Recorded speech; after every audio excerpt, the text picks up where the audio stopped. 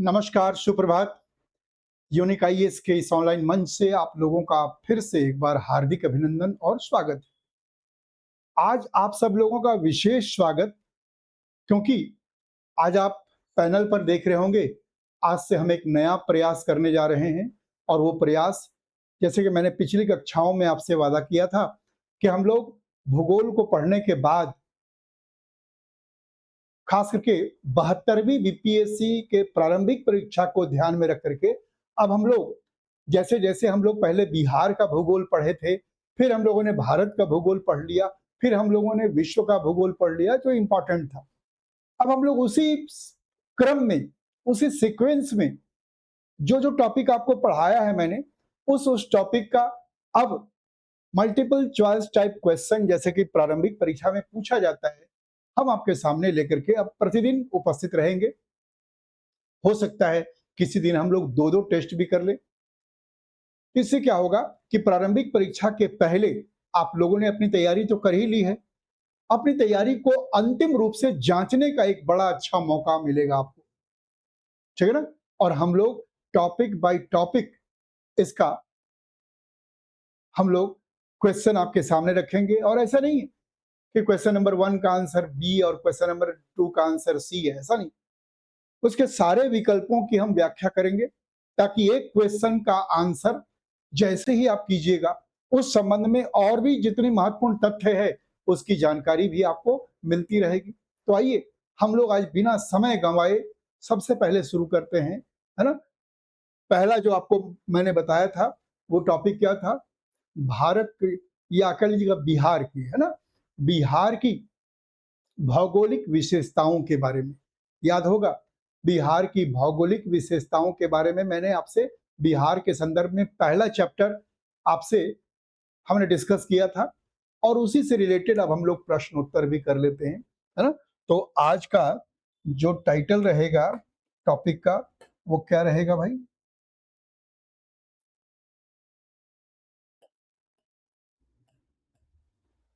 बिहार की भौगोलिक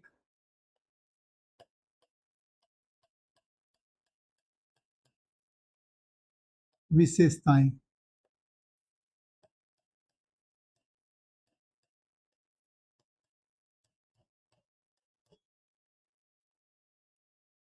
ये हमारा आज का टॉपिक रहेगा, यानी जो most important geographical feature of Bihar है, आज हम लोग उसके बारे में पढ़ेंगे, ठीक है ना?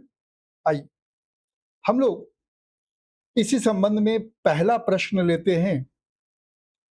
तो पहला प्रश्न, और ध्यान रखिएगा कि हिंदी और इंग्लिश दोनों में प्रश्न है ना? और ऑप्शन विकल्प भी जो है आपका दोनों में ही है। और जहां टर्मिनोलॉजी में दिक्कत होगा, मैं साथ-साथ आपको साझा करता चलूंगा। सबसे पहले देखिएगा कि बिहार का कुल भौगोलिक क्षेत्रफल, पहला प्रश्न बहुत सीधा है। पहला प्रश्न बहुत स्ट्रेट फॉरवर्ड है, लेकिन एक औपचारिकता है कि हम लोग शुरुआत जो है बड़े सरलता से करते हैं, है ना? और ध्यान रखिएगा ये इंपॉर्टेंट भी है बड़ा सरल किस्म का ये प्रश्न, लेकिन कई बार प्रश्न पूछ लिया जाता है। तो ध्यान रखिएगा कि बिहार का कुल भौगोलिक क्षेत्रफल जो है ना, वो कितना है भाई? तो what is the approximate geographical area of, है ना, बिहार? पहला ऑप्शन है, आप अगर देखेंगे तो पहला ऑप्शन है 82,450 स्क्वायर किलोमीटर। दूसरा है 94,163 स्क्वायर किलोमीटर और फिर तीसरा है 98,456 स्क्वायर किलोमीटर और फोर्थ वन है ना, 102,785 यानी 1,00,000, है ना, 2,785 वर्ग किलोमीटर, ये चौथा है। तो आपको बताना है कि ये कितना है। तो हम लोग जानते हैं, याद कीजिएगा, हम लोग जानते हैं इस संबंध में, ध्यान रखिएगा कि इस संबंध में हम लोग जानते हैं कि बिहार जो है उसकी लंबाई चौड़ाई कितनी है। तो उसी संदर्भ में मैंने एक छोटा सा चित्र आपके सामने रखने का प्रयास किया है। तो आप अगर देखेंगे तो बिहार की लंबाई चौड़ाई कितनी है भाई? तो अगर इधर से देखें यानी बिहार की चौड़ाई कितनी है? तो 483 किलोमीटर है। ये आप जानते हैं। यानी आप अगर देखेंगे वेस्ट टू ईस्ट, यानी पश्चिम से पूरब की ओर, है ना, इसकी चौड़ाई कितनी है बिहार की? तो आप देखेंगे 483 किलोमीटर है। ठीक उसी प्रकार अगर आप देखेंगे तो उत्तर से लेके दक्षिण तक, है ना, ये साउथ है, ये नॉर्थ है, तो उत्तर से लेके दक्षिण तक ये कितना है भाई? 345 किलोमीटर है। अब अगर दोनों को मल्टीप्लाई, चूंकि अगर हम लोग जब किसी भी एरिया का वर्ग निकालते हैं, क्षेत्रफल निकालते हैं, तो हम क्या करते हैं? लंबाई गुना चौड़ाई कर देते हैं। अगर वैसे कीजिएगा तो एडजेक्ट नहीं निकलेगा। क्यों? क्योंकि अगर बिहार का अगर शेप देखिएगा, ज्योमेट्रिकल शेप देखिएगा बिहार का, तो वो पूरी तरह से आयताकार नहीं है ना? पूरी तरह से क्या है? आयताकार नहीं है। और यही कारण है कि जब लंबाई और चौड़ाई का गुणा कीजिएगा तो आपका क्या है? जो निकलता है क्षेत्रफल, वो एडजेक्ट नहीं है। इसलिए क्योंकि आप देखिएगा पश्चिम की तरफ बिहार जो है वो ज्यादा क्या है? उत्तर से लेकर दक्षिण तक लंबा है। जबकि अगर पूरब की तरफ देखिएगा तो इसकी ऊंचाई क्या है? कम है। और यही कारण है कि जब इसकी लंबाई और चौड़ाई का गुणा कीजिएगा तो जो विशेषज्ञों ने इसका ठीक ठीक आकलन किया है, और आप लोगों ने भी पढ़ा होगा, वो कितना है भाई? तो वो सही आंसर है कितना? आप देखिएगा कि सही आंसर है आपका 94,163 वर्ग किलोमीटर, यानी 94,163 स्क्वायर किलोमीटर। ये टोटल एरिया है किसका? हमारे बिहार का। ठीक है ना? अब आइए दूसरा जो प्रश्न है, वो प्रश्न है कि बिहार का कौन सा जिला नेपाल की सर्वाधिक लंबी अंतरराष्ट्रीय सीमा साझा करता है? ये बहुत अच्छा क्वेश्चन है ना? कि बिहार का कौन सा जिला, है ना, नेपाल की सर्वाधिक लंबी अंतरराष्ट्रीय सीमा साझा करता है? जैसा कि आपको पता होगा कि अगर बिहार राज्य के बारे में देख लें तो आप स्वयं देखेंगे, इसको बिहार राज्य को देख लीजिए आप, तो क्या पाएंगे भाई? कि अगर हम इधर पश्चिमी चंपारण से लेकर के किशनगंज तक जाते हैं तो आप क्या देखेंगे? कि कुल 729 किलोमीटर, 729 किलोमीटर लंबी सीमा है किसका? बिहार का, जो नेपाल के साथ साझा होता है। और इसमें कुल 7 राज्य हैं, आप जानते ही हैं। ये पश्चिमी चंपारण है, ये पिंक रंग का जो है वो क्या है भाई? पूर्वी चंपारण है। ये ऑरेंज कलर का जो है वो सीतामढ़ी है। जैसे ये कौन सा है? ध्यान देंगे, ये पश्चिमी चंपारण है,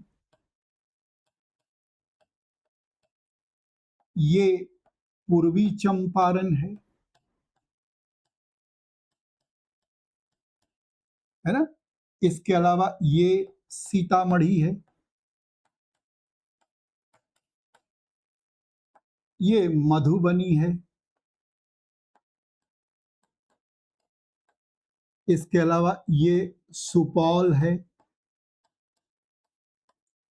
ये अररिया है,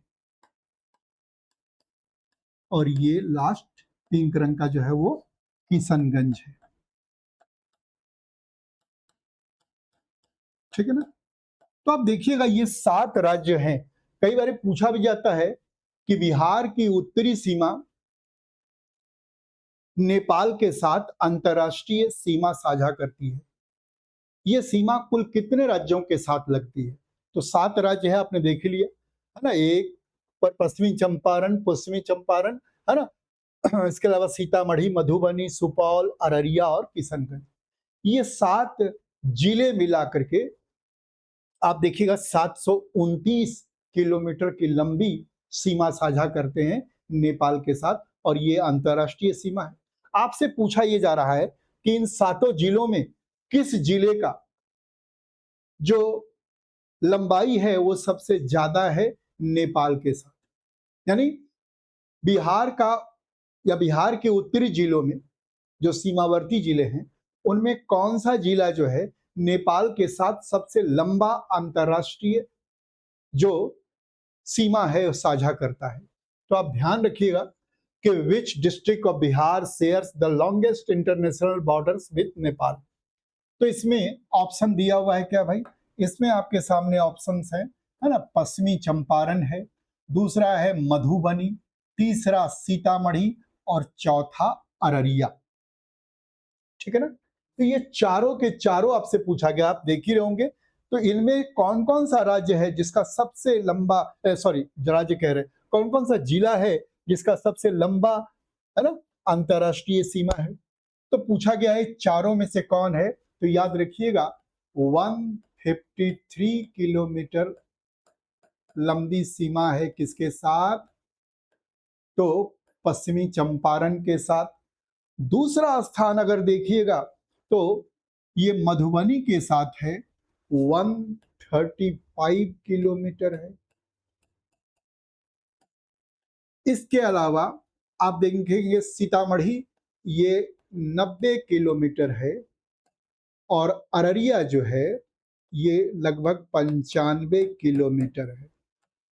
तो आप स्वयं देख लीजिएगा कि ये जो चाह है ना, चूंकि 7 जिले हैं जो नेपाल के साथ इंटरनेशनल बॉर्डर शेयर करते हैं, इन 7 जिलों में से आपके पास ऑप्शन में 4 जिले दिए गए हैं, पश्चिमी चंपारण, मधुबनी, सीतामढ़ी और अररिया।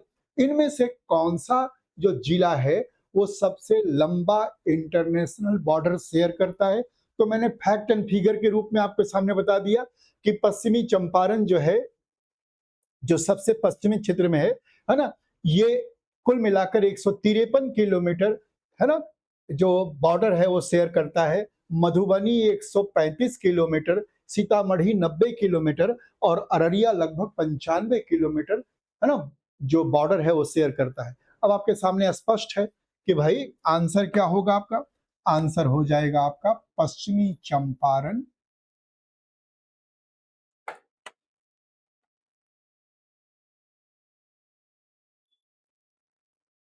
ठीक है ना, आपके सामने आंसर क्या हो जाएगा भाई, पश्चिमी चंपारण, ये सही आंसर। तो आंसर क्या हो गया, बिहार का जो पश्चिमी चंपारण जिला है सर्वाधिक लंबी अंतरराष्ट्रीय सीमा साझा करता है किसके साथ, नेपाल के साथ। नेक्स्ट क्वेश्चन में आ जाइए। अगला प्रश्न, एक स्वतंत्र राज्य के रूप में बिहार कब अस्तित्व में आया। ये बड़ा अच्छा प्रश्न है, यानी when did Bihar come into existence as an independent state. अब देखिएगा, आप सबको पता होगा ये बात औपनिवेशिक शासनकाल की है, अंग्रेजी शासनकाल की है। अंग्रेजों ने एक षड्यंत्रकारी प्रयास के तहत बंगाल को, जो पहले का बंगाल था बहुत विस्तृत बंगाल था आप जानते ही हैं, तो बंगाल का उसमें क्या था, आज का समूचा पश्चिम बंगाल, आज का समूचा बांग्लादेश, आज का समूचा झारखंड, आज का समूचा उड़ीसा, आज का जो आप देखेंगे तो असम के कई जिले भी उसमें शामिल था। इतना विशाल था बंगाल। और अंग्रेजों ने 19 जुलाई, आपको पता होगा अंग्रेजों ने 19 जुलाई 1905 को है ना बंगाल का विभाजन कर दिया, बंगाल का विभाजन किया। ये आपने इतिहास में पढ़ा हो या पढ़ेंगे। 16 अक्टूबर 1905 को ये एक तरह से लागू हो गया बंगाल का विभाजन। इससे बंगाल की जनता में घोर असंतोष था। स्पष्ट तौर पर कहा गया कि बिल्कुल स्वाभाविक है कि बंगाल एक बहुत बड़ा और विशाल राज्य था। अगर प्रशासनिक दृष्टिकोण से इसमें समस्या आ रही थी, तो इसको बांटना जरूरी था। लेकिन जो बंटवारा किया गया, वो स्पष्ट दिख रहा है कि सांप्रदायिक आधार पर बंटवारा किया गया। पूर्वी बंगाल, जो आज का बांग्लादेश है, वो मुस्लिम बहुल क्षेत्र था, और पश्चिमी बंगाल, जो आज का भी पश्चिम बंगाल है, वो हिंदू बहुल क्षेत्र था, उसमें बंटवारा किया गया था। और ये जो असंतोष था भारत का, ये ब्रिटेन के राजनयिकों तक भी पहुंच चुका था।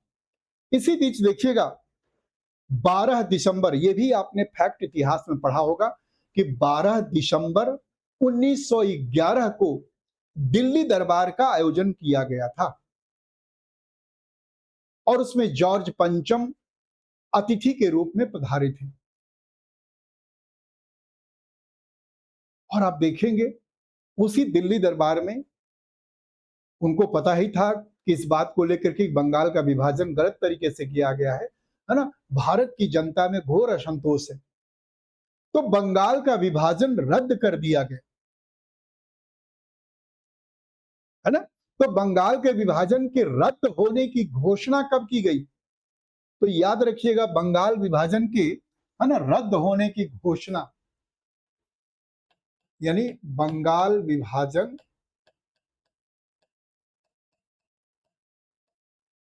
रद्द किया गया। कब किया गया भाई? तो आप देखिएगा, बंगाल का जो विभाजन है वो रद्द किया गया 12 दिसंबर 1911 को। लेकिन देखिएगा कि एक अलग राज्य के रूप में, अब बंगाल से बिहार को तो अलग कर दिया गया था, लेकिन याद रखिएगा, जब बिहार को बंगाल से अलग किया गया, तो उस समय बिहार के साथ आज का उड़ीसा और आज का झारखंड भी शामिल था। ठीक है ना। तो याद रखिएगा कि वो जो घोषणा हुई, वो हुई 22 मार्च 1912 को, है ना। इस दिन क्या था? बिहार एक स्वतंत्र राज्य के रूप में, एक इंडिपेंडेंट स्टेट के रूप में, स्वतंत्र राष्ट्र के रूप में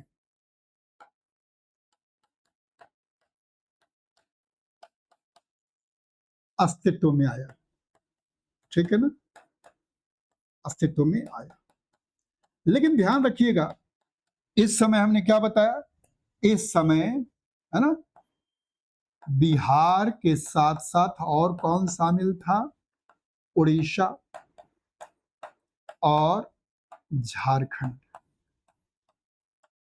ये भी शामिल था। इन तीनों को मिला करके बिहार प्रांत कहा गया, और इसको बंगाल से अलग कर दिया गया। और आप देखेंगे कि यही कारण है कि 22 मार्च को, प्रतिवर्ष 22 मार्च को बिहार दिवस का आयोजन किया जाता है।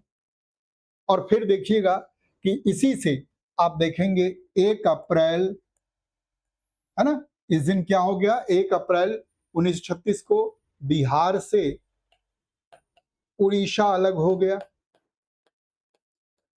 और अब बिहार के साथ कौन था भाई? झारखंड था, जो कि दक्षिणी बिहार के रूप में जाना जाता था।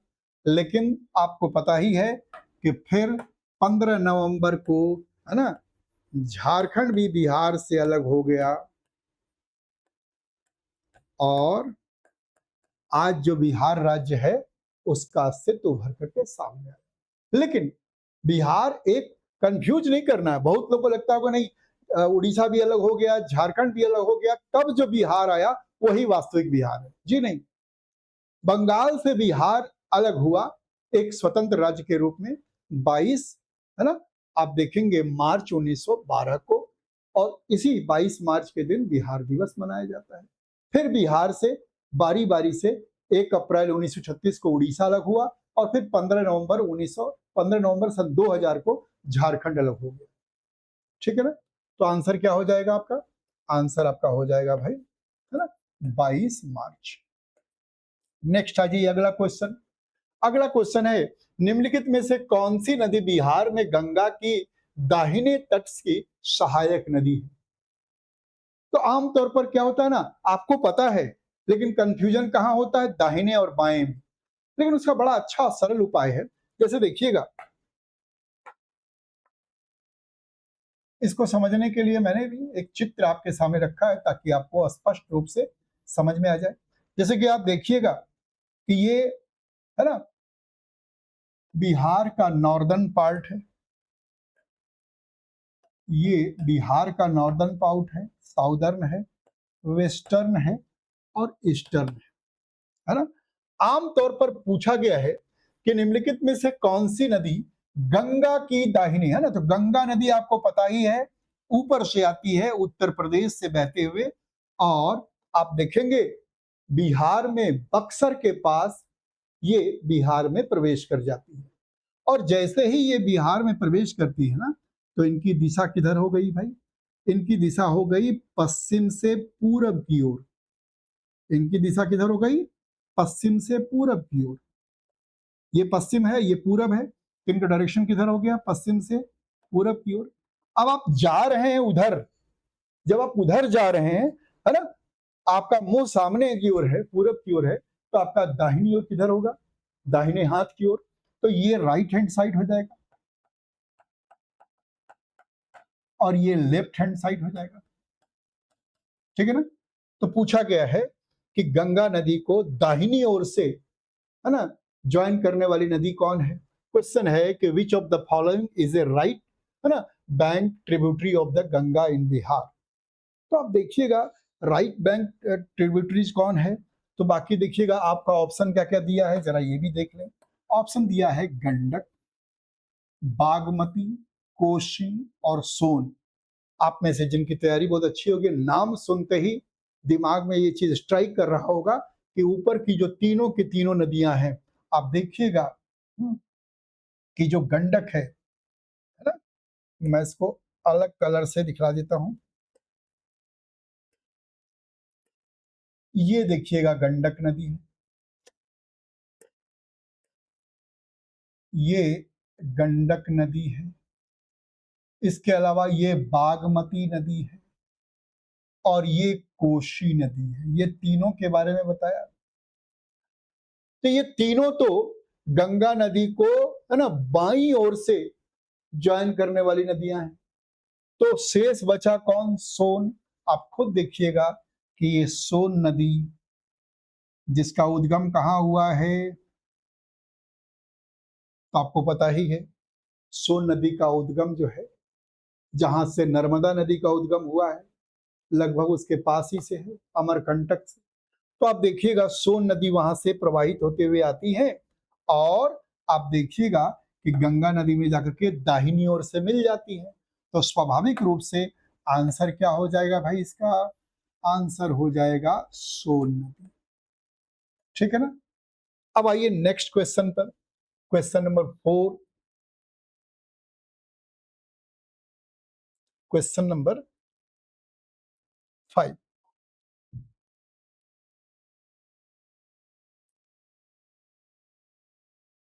अब देखिएगा बिहार का सर्वाधिक ऊंचा स्थल कौन सा है, ये भी पूछा गया, और 4 पहाड़ियों का नाम दिया गया है कि which is the highest point in Bihar. सबसे पहले आपसे पूछा गया कि कैमूर की पहाड़ी के बारे में, कैमूर हिल्स, सोमेश्वर पीक, राजगीर पहाड़ियां और प्रेतशिला पहाड़। चारों के चारों हैं बिहार में। कैमूर की पहाड़ी कहाँ है, ये भी आपको पता है।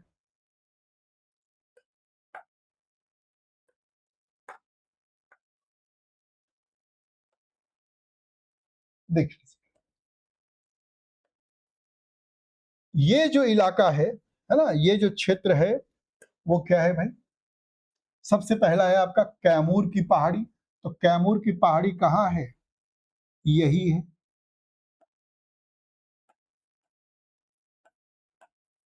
कैमूर पहाड़ी। दूसरा है सोमेश्वर शिखर। आप देख रहे होंगे कि सोमेश्वर शिखर यहां पर है।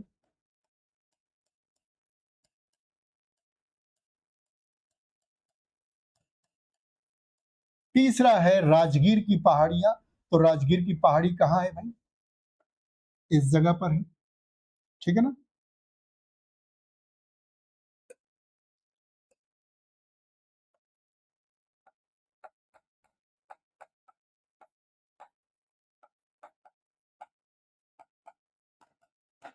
और है इस जगह पर दिखेगा, जो गया का क्षेत्र है ना, यहीं पर है क्या?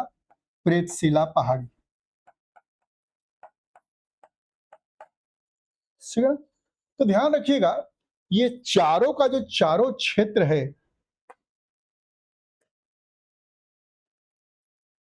वो इन जगहों पर अवस्थित है।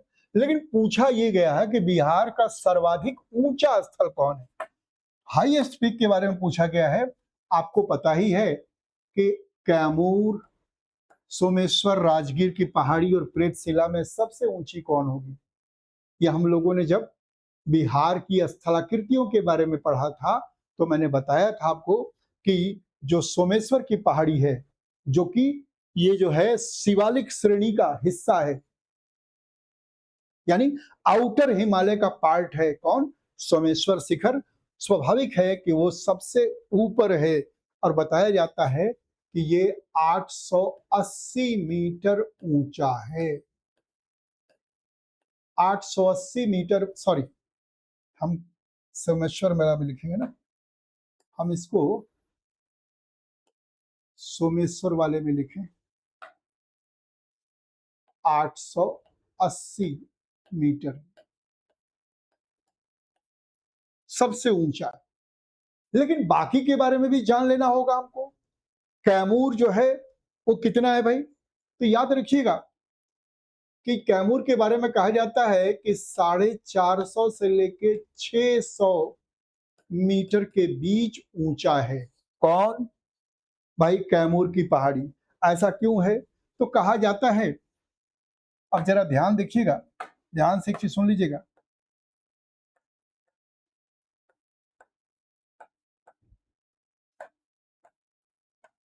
कैमूर की पहाड़ी का ही हिस्सा है कौन? रोहतास का पठार।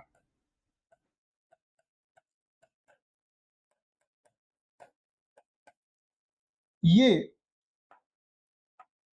450 मीटर ऊंचा है। लेकिन आप देखिएगा, इसी का हिस्सा है कौन? जो कैमूर की पहाड़ी के बारे में बता रहे हैं, इसी कैमूर की पहाड़ी में एक क्षेत्र है अधौरा। कौन सा क्षेत्र है भाई? अधौरा का क्षेत्र। यहां पर कैमूर की पहाड़ी जो है वो 600 मीटर ऊंची है ना।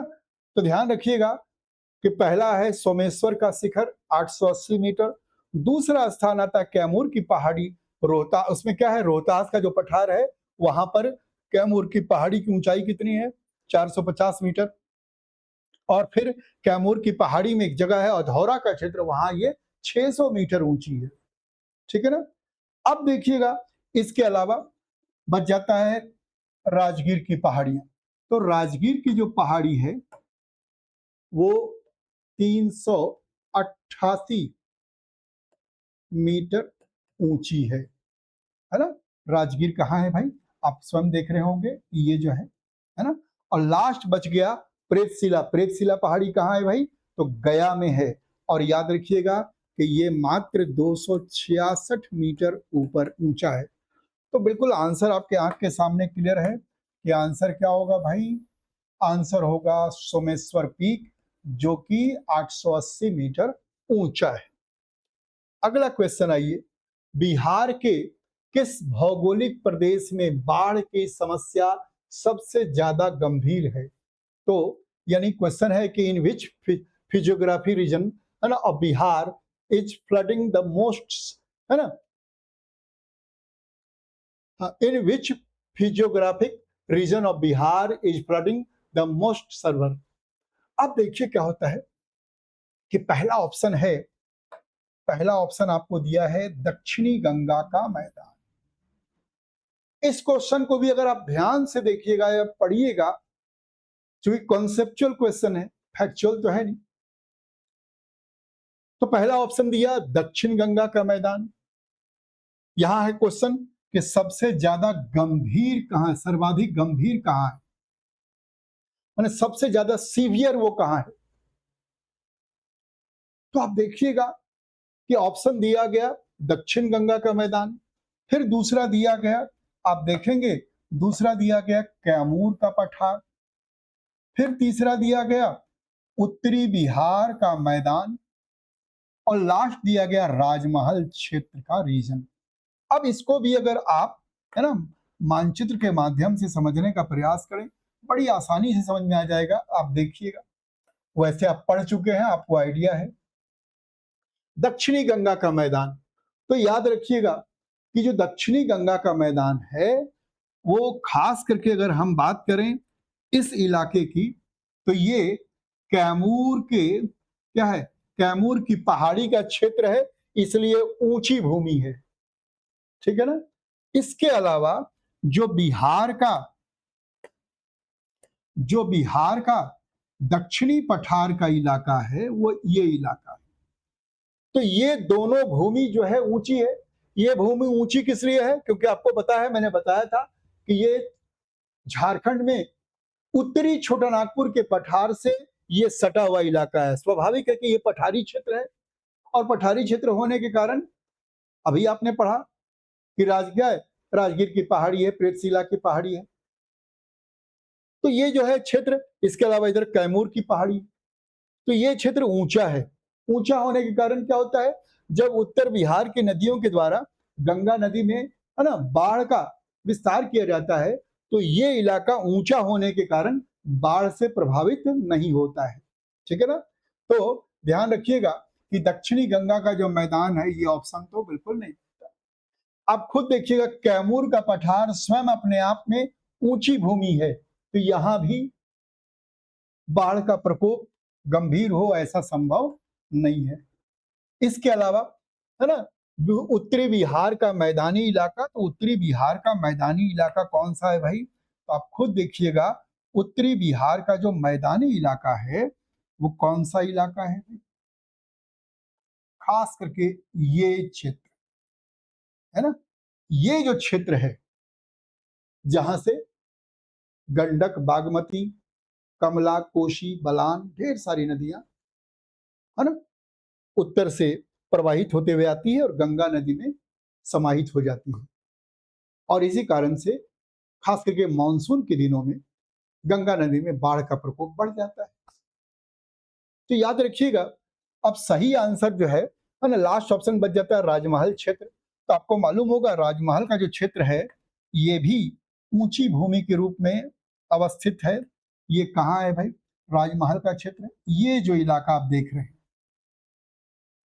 है तो ये झारखंड का क्षेत्र, है ना, लेकिन आपको पता होगा कि इन जगहों पर ऊंची पहाड़ियों के कारण ये इलाका भी बाढ़ प्रभावित नहीं है। तो बाढ़ प्रभावित इलाका कौन सा है भाई, यानी जहां बाढ़ की स्थिति गंभीर हो जाती है वो इलाका कौन सा है, तो याद रखेंगे कि वो इलाका है उत्तरी बिहार का मैदान, नॉर्दर्न बिहार प्लेन, है ना, ये सबसे सही आंसर है। इसके अलावा ये अगला क्वेश्चन कि बिहार की सीमा कितने राज्यों तथा एक देश से मिलती है। एक देश तो नेपाल है, ये आपको पता है, राज्य भी पता होगा। देखिए ये क्वेश्चन कंसेप्चुअल क्वेश्चन है, जिसका दिमाग, मैंने क्या, आपके दिमाग में, आपके मस्तिष्क में अगर बिहार का मानचित्र, है ना, बार बार उभर रहा है तो आप तो फिंगर टिप में आंसर दे देंगे। बहुत आसान सा उत्तर है, इसमें गलती होने की कोई संभावना नहीं है। कि एक तरफ से उत्तर प्रदेश, है ना, यानी पश्चिम की ओर से उत्तर प्रदेश, दक्षिण की ओर से झारखंड, और पूरब की ओर से पश्चिम बंगाल, और उत्तर की ओर से नेपाल देश है। तो क्वेश्चन क्या पूछा गया है कि Bihar shares it boundaries with how many Indian state and one country. तो वन कंट्री कौन है, जो एक देश है वो नेपाल है ऊपर में, ठीक है ना, वो नेपाल है।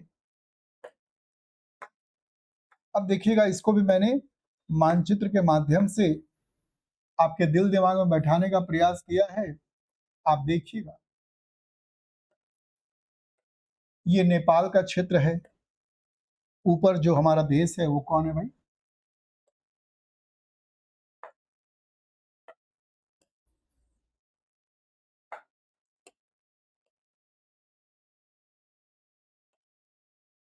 तो ऊपर नेपाल है। अब देखिएगा इस तरफ अगर हम देखें तो इधर कौन सा देश है भाई, तो इधर देखिएगा उत्तर प्रदेश। इस तरफ कौन है, उत्तर प्रदेश। नीचे देखिएगा झारखंड राज्य है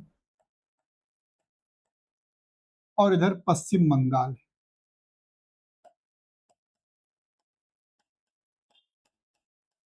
तो आप देखिएगा एक देश है ना, बिहार की सीमा कितने राज्यों तथा एक देश से मिलती है, तो एक देश कौन है, नेपाल।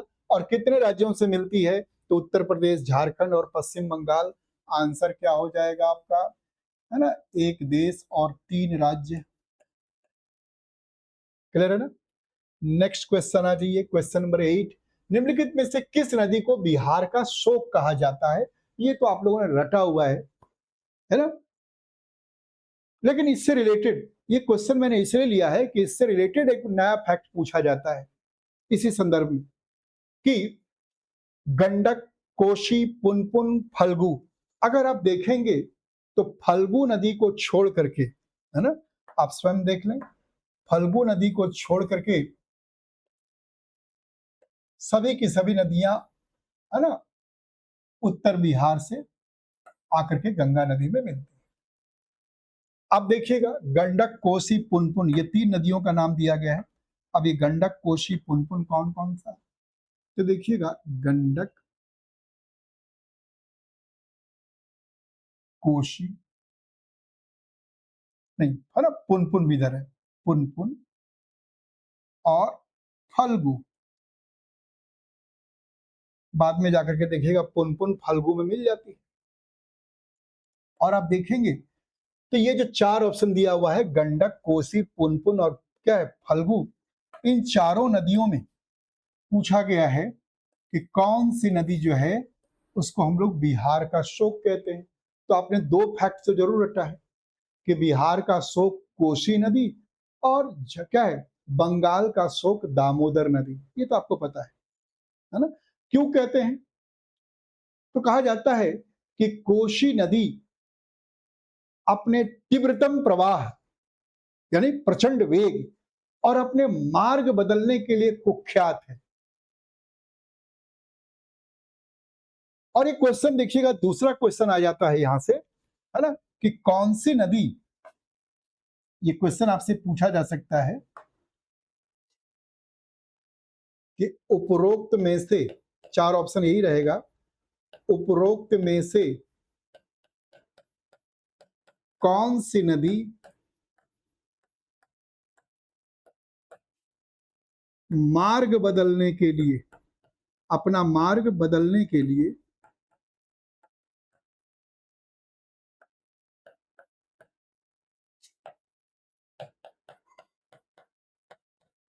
कुख्यात है।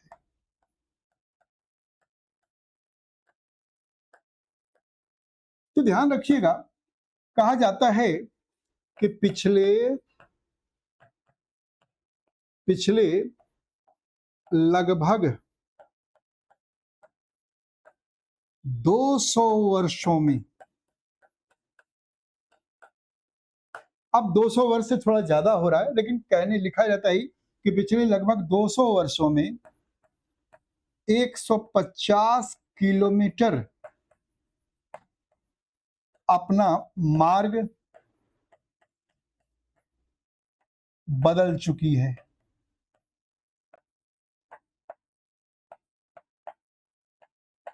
कौन भाई, तो कोसी नदी।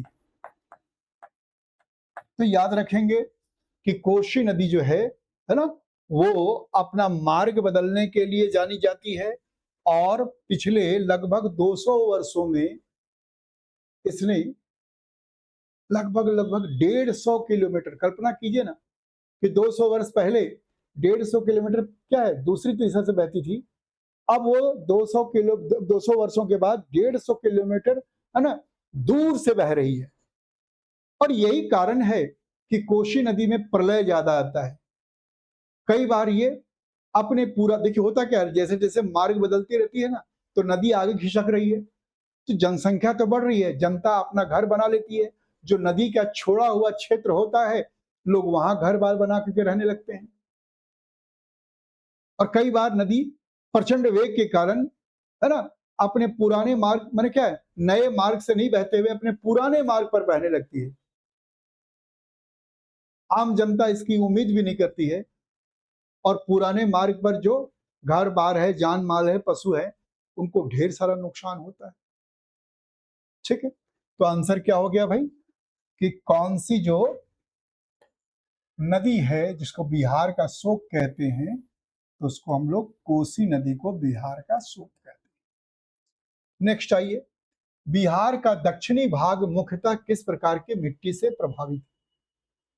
बिहार का दक्षिणी भाग जो है मुख्य रूप से किस प्रकार की मिट्टी से प्रभावित है ना? The southern part of Bihar is predominantly characterised by which type of soil?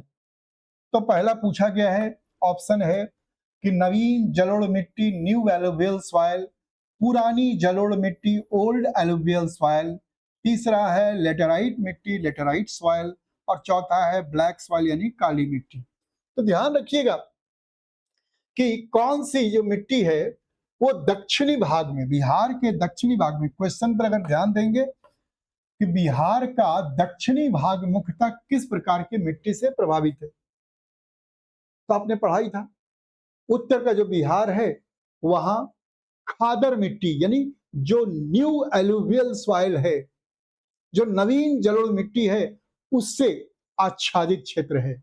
लेकिन जो दक्षिणी बिहार का इलाका है वो मुख्य रूप से पुरानी जलोढ़ मिट्टी, जिसको हम लोग बांगर मिट्टी भी कहते हैं, उससे आच्छादित है। और दक्षिणी बिहार में जो पुरानी जलोढ़ मिट्टी है उसको हम लोग करैल केवाल मिट्टी के नाम से भी जानते हैं, ये आपने पढ़ा होगा, है ना? जैसे आप देखिएगा,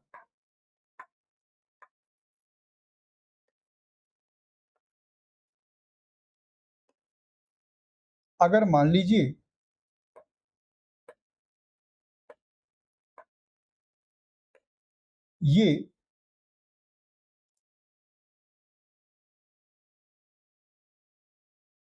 ये गंगा नदी का क्षेत्र है, तो आप क्या देखेंगे भाई, गंगा नदी के क्षेत्र में जो ये इलाका है,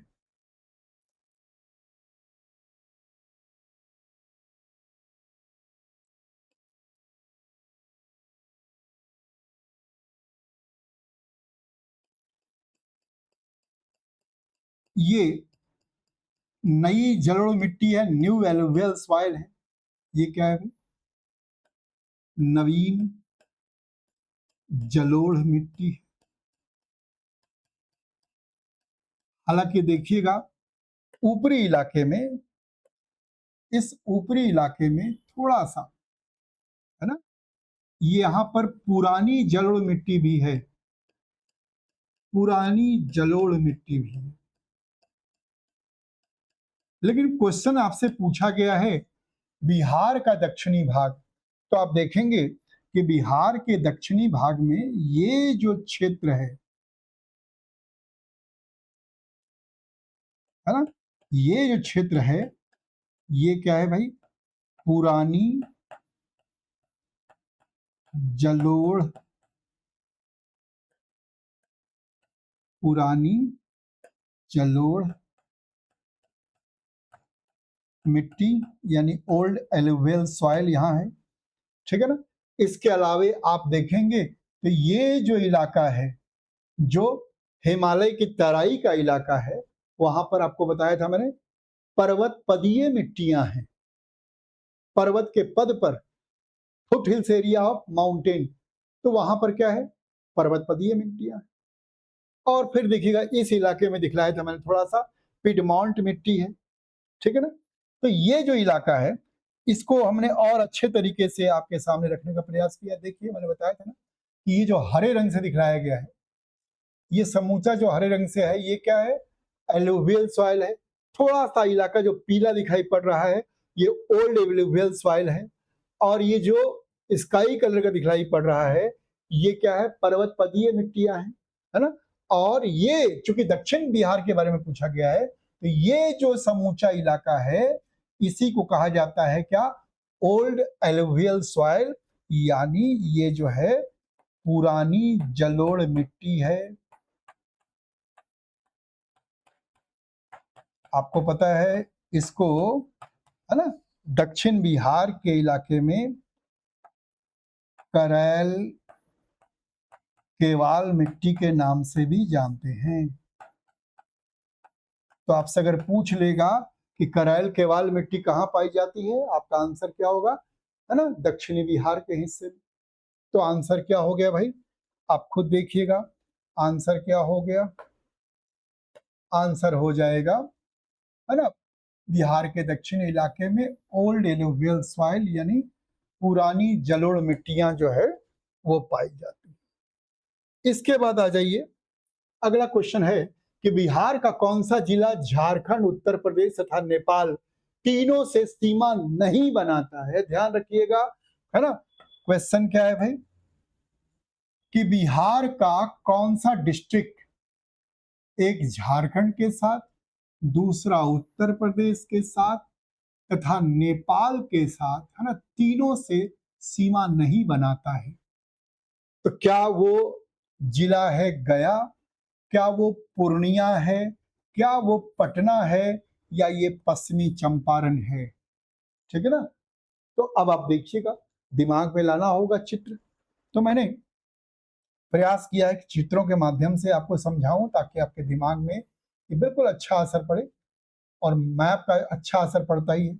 आप देखिएगा, ये गया को दिखलाया गया है ना। तो देखिएगा, ये जो गया जिला है वो क्या बोला गया है, झारखंड, उत्तर प्रदेश और नेपाल से सीमा, है ना, नहीं बनाती। तो याद रखिएगा, जो गया है, पहला ऑप्शन है आपका गया, वो तो झारखंड के साथ सीमा बना रही है। दूसरा आंसर है पूर्णिया। तो देखिएगा, पूर्णिया जो है वो वेस्ट बंगाल के साथ सीमा बना रही है, हालांकि वेस्ट बंगाल क्वेश्चन में नहीं पूछा है। तीसरा है पटना। तो पटना देखिएगा इस बीच में है, ये है पटना, है ना। और चौथा है पश्चिमी चंपारण। तो देखिए पश्चिमी चंपारण जो है एक ओर से नेपाल से, है ना, इधर नेपाल के साथ इनका सीमा लग रहा है, और इधर उत्तर प्रदेश के साथ इनका सीमा लग रहा है।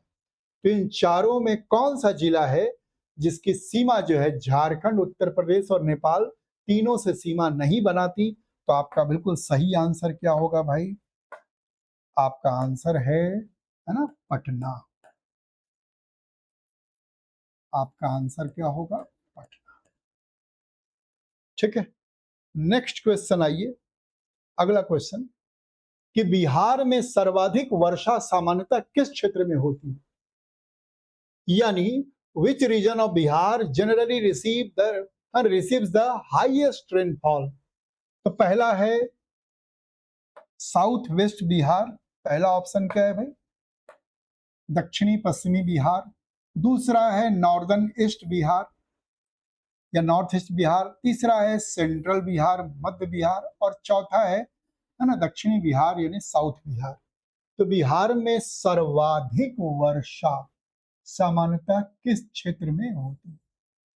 आपको मैंने बिहार में जब वर्षा पढ़ाया था तो बताया था कि बंगाल की खाड़ी से नजदीकी के कारण, जब बंगाल की खाड़ी से जो मानसूनी हवाएं उभर करके आती हैं, वो सबसे पहले किशनगंज और अररिया के इलाके में ही अपना वर्षा कराती है।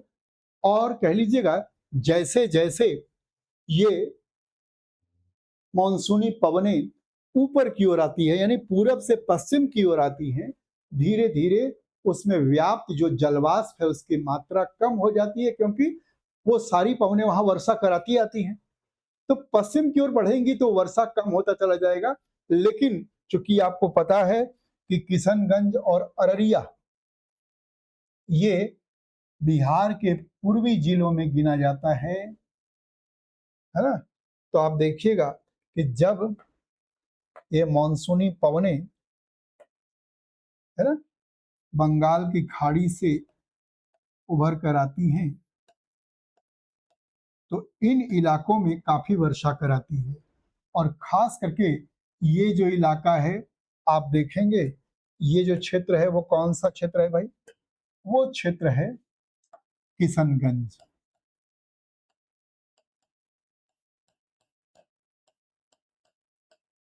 ये है पूर्णिया और ये है अररिया। तो जब ये मानसूनी पवनें आएंगी सबसे ज्यादा वर्षा इसी ओर कराएंगी। लेकिन जैसे जैसे ये मानसूनी पवनें क्या है पूरब से पश्चिम की ओर बढ़ेंगी, वैसे वैसे देखिएगा वर्षा की मात्रा में आपको कमी दिखाई पड़ेगी। ये मैंने आपको बताया है जब बिहार में वर्षा हम लोग पढ़ रहे थे तब। ठीक है ना? तो क्वेश्चन क्या है भाई कि बिहार में सर्वाधिक वर्षा सामान्यतः किस क्षेत्र में होती है? क्या दक्षिणी पश्चिमी बिहार? तो दक्षिणी पश्चिमी बिहार कौन सा हो जाएगा सर? देखिएगा दक्षिणी पश्चिमी बिहार ये इलाका कहलाएगा। देखिए इधर क्या है, दक्षिण है, इधर पश्चिम है, तो ये इलाका कहलाएगा क्या? दक्षिण पश्चिम बिहार। आपको पता होगा इन इलाकों में वर्षा बहुत कम होती। इसके अलावा दूसरा है उत्तर पूर्वी बिहार। तो देखिएगा उत्तर और पूर्वी है ना, ये क्या है भाई?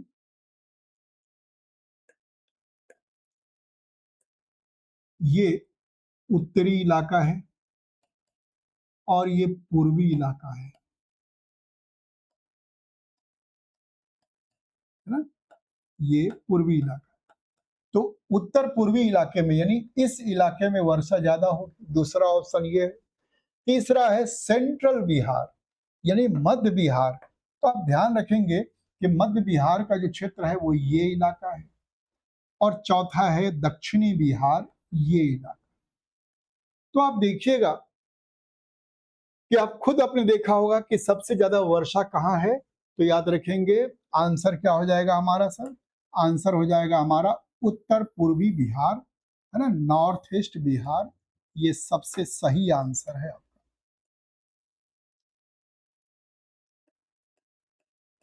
ठीक है ना? बाकी इलाके में तुलनात्मक रूप से वर्षा कम होती है। नेक्स्ट आ जाइए, क्वेश्चन नंबर 12 है बिहार का देशांतरीय विस्तार यानी लॉन्गिट्यूडनल एक्सटेंट लगभग कितना है? What is the approximate longitudinal extent of Bihar? तो आपको पता ही होगा कि बिहार के बारे में जब हम लोग देखते हैं तो क्या पाते हैं सर? बिहार राज्य जो है अगर हम उसकी बात करें तो हम लोगों ने पढ़ा है कि प्रत्येक राज्य किसी न किसी ठोस, आप कह सकते हैं,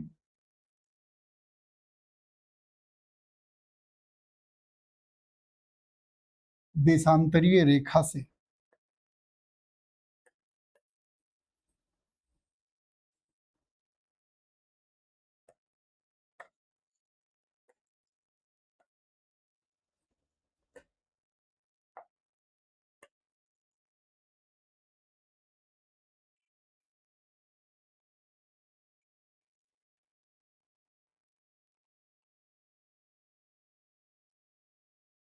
है ना, ये देशांतरीय रेखा है दो।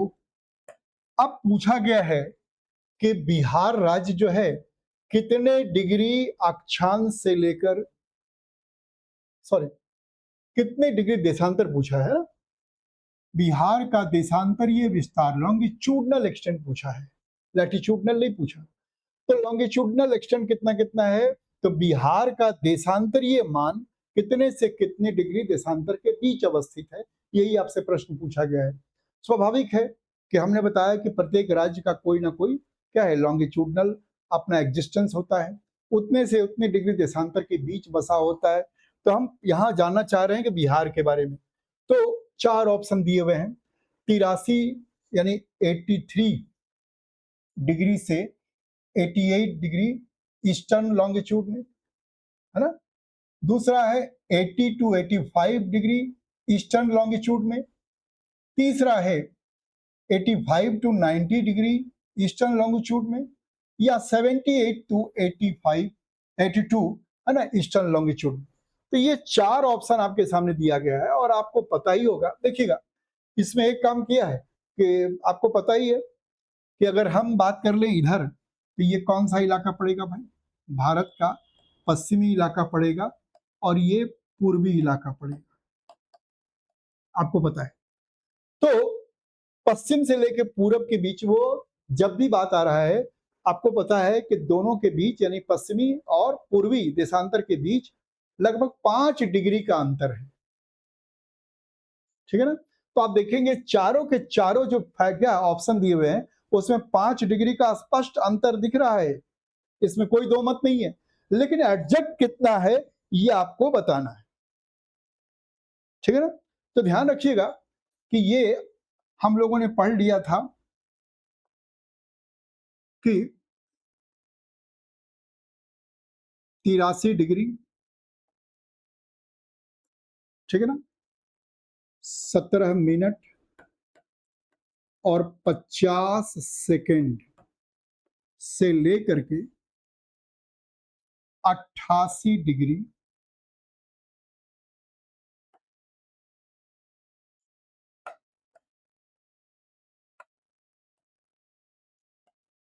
19 मिनट 40 सेकेंड के बीच ये अवस्थित है।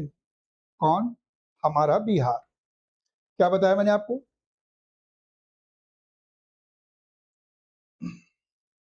लगता थोड़ा सा गलती लिखा, हाँ यहां पर उल्टा लिखा गया है, ये 19 होना चाहिए,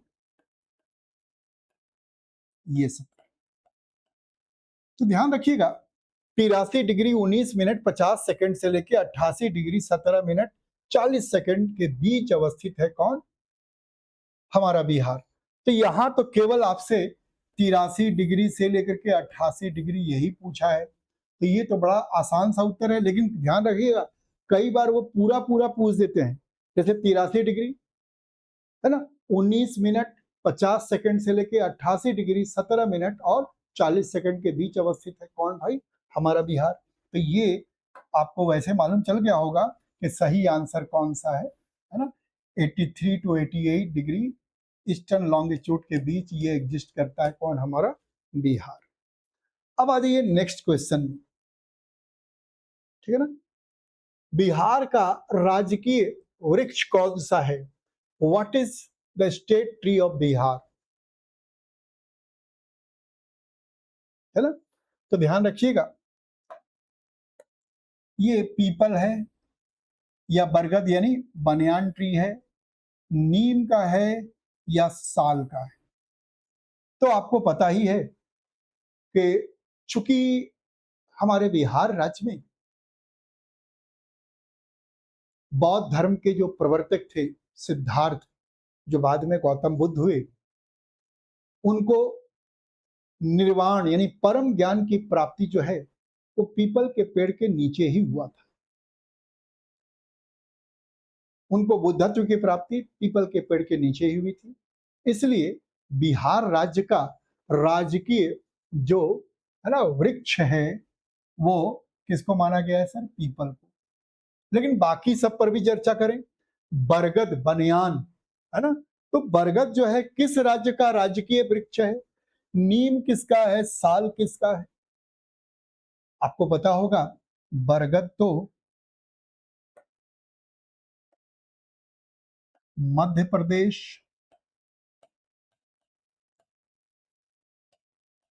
और गुजरात राज्य का, गुजरात राज्य का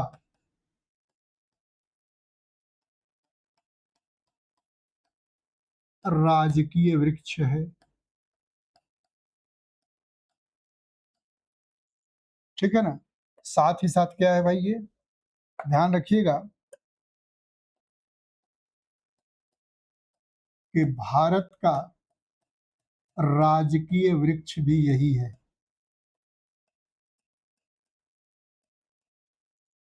ना। ये याद रखने वाली बात है। ठीक है, पीपल तो हमारे बिहार का है, लेकिन और कौन कौन सा है भाई? तो बरगद जो है मध्य प्रदेश और गुजरात का है, पूरे भारत का भी है। और जो हमारा साल है, आपको याद होगा जो साल है ये हमारे झारखंड और छत्तीसगढ़ राज्य का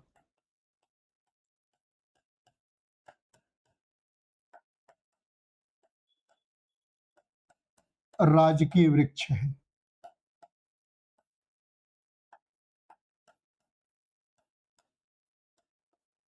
ना, नीम नहीं है। तो याद रखिएगा, पीपल जो है वो बिहार राज्य का राजकीय वृक्ष है।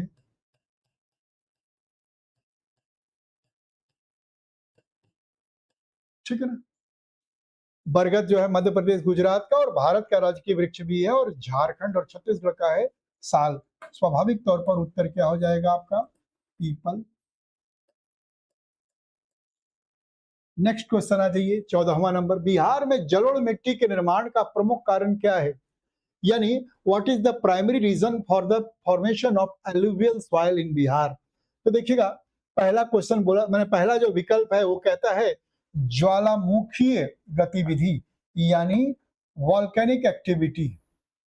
कहते हैं इसके कारण है ना जलोढ़ मिट्टी का निर्माण हुआ है, एलुवियल सॉइल। दूसरा है हिमानी निक्षेप, यानी ग्लेशियल डिपॉजिट्स। तीसरा है क्या नदियों के द्वारा निक्षेपण, यानी रिवर डिपोजिशन है। और चौथा है पवन अपर्दन, विंड इरोजन। तो ध्यान रखिएगा, बिहार में जलोढ़ मिट्टी के निर्माण का कारण क्या है, ये तो हम लोग कई बार पढ़ चुके हैं कि गंगा और उनकी जो अनेकों सहायक नदियां हैं उनके द्वारा, विशेष करके मानसून के दिनों में, है ना, जब विभिन्न नदियों में जब चारों तरफ बारिश खूब होती है, बारिश का पानी अपने आसपास के मिट्टी है ना को अपर्दित करके लाती है। जिस मार्ग से वो बहती हैं नदियां या छोटी बड़ी धाराएं, वो भी अपने मार्ग से मिट्टियों का कटाव करते हुए लाती हैं। और आप देखिएगा, उन मिट्टियों को गंगा नदी मिलाकर मिलाती है, और गंगा नदी जो है ना, अपने प्रचंड वेग के साथ जब बहती है और उसका कोर्स दोनों तरफ जब काफी चौड़ा हो जाता है, तो उस दौरान, है ना, जहां तक गंगा नदी का पानी का विस्तार होता है, वहां तक गंगा नदी जो है ना, वो जलोढ़ मिट्टियों का निक्षेपण करती है। चूंकि मैंने बताया था कि बरसात के दिनों में जो क्या है मिट्टियां निक्षेपित की जाती है, वो नवीन जलोढ़ मिट्टियां कहलाती है। ठीक है। तो याद रखिएगा कि बिहार में जलोढ़ मिट्टी के क्या है निर्माण का प्रमुख कारण क्या है, नदियों के द्वारा निक्षेपण, रिवर डिपोजिशन, ये सबसे इंपॉर्टेंट कारण है। ज्वालामुखी गतिविधि के द्वारा, है ना, जलोढ़ मिट्टी का नहीं होगा, क्योंकि आपको मालूम होगा कि वॉल्केनिक इरप्शन के बाद जो लावा बाहर आता है, उसके सूख के जमने से कठोर चट्टान बन जाता है, और वो जल्दी उसका कटाव नहीं होता है, बहुत लंबे समय के बाद। इसके अलावा हिमानी का जब निक्षेपण होता है तो उससे भी जलोढ़ मिट्टियां नहीं बनती। तीसरा है पवन के अपर्दन से। ये बात सही है कि पवन के अपर्दन से, है ना, मिट्टियां जो अपर्दित होकर के नदियों में जब निक्षेपित होती हैं, तो नदियां अपने साथ बहा करके ले जाती है और उसको कहीं ना कहीं डिपॉजिट करती है। लेकिन ये प्रक्रिया इतनी धीमी और शिथिल है कि वो बड़ा प्रभावशाली भूमिका नहीं निभाती। सबसे इस प्रश्न के अनुसार, दिए गए प्रश्न के अनुसार, सबसे युक्ति संगत एप्रोप्रिएट जो आंसर होगा वो कौन सा होगा भाई, नदियों के द्वारा निक्षेपण, यानी रिवर डिपोजिशन से, है ना, बिहार में जलोढ़ मिट्टी का निर्माण एक प्रमुख कारण है। ठीक है ना। अब लास्ट क्वेश्चन जरा देख लें हम लोग कि बिहार का कौन सा जिला राज्य के सबसे उत्तरी भाग में स्थित है। ये भी क्वेश्चन, अगर मानचित्र आपके दिमाग में, मैप आपके दिमाग में है बिहार का, तो बहुत सारे प्रश्न का उत्तर तो आप बिल्कुल सीधे सीधे और सटीक दे देंगे। बिहार का कौन सा जिला राज्य के सबसे उत्तरी भाग में स्थित है? Which district is located in the northern most part of Bihar? क्या अररिया है, क्या किशनगंज है, क्या पश्चिमी चंपारण है, या सीतामढ़ी है? तो अगर बिहार का मानचित्र देखिएगा तो जो किशनगंज है वो तो सबसे ईस्टर्न मोस्ट डिस्ट्रिक्ट है, ठीक है ना।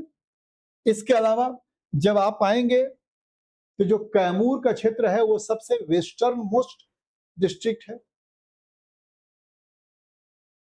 गया का जो क्षेत्र है वो सबसे साउदर्न मोस्ट है।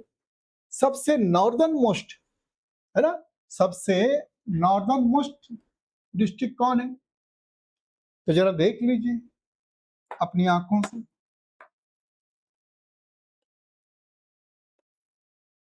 देखिएगा यहां स्पष्ट लिखा हुआ भी है ना, आप इसको देख लें।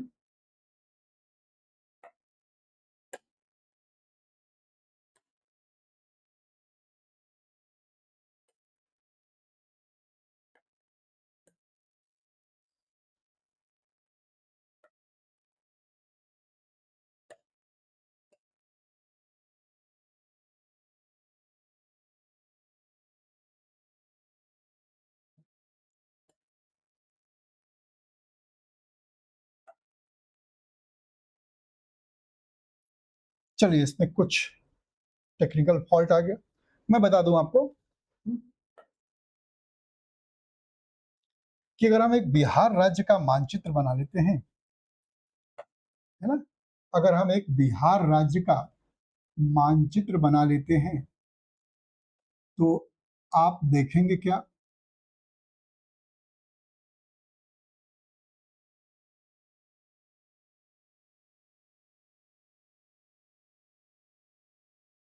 लगभग इस तरह का है। तो अगर हम देखेंगे प्रश्न जो हमसे ये पूछा गया है वो मानचित्र भी यही दिखला रहा था, लेकिन ये कट गया है। तो देखिएगा कि ये है क्या भाई, पश्चिमी चंपारण, ये है पश्चिमी चंपारण, यहां है किशनगंज,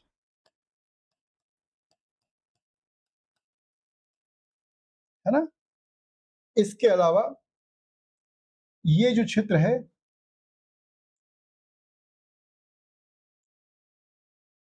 गया, ये सबसे क्या है भाई, दक्षिणी हिस्सा है। और ये जो इलाका है कैमूर का, ये सबसे पश्चिमी इलाका है।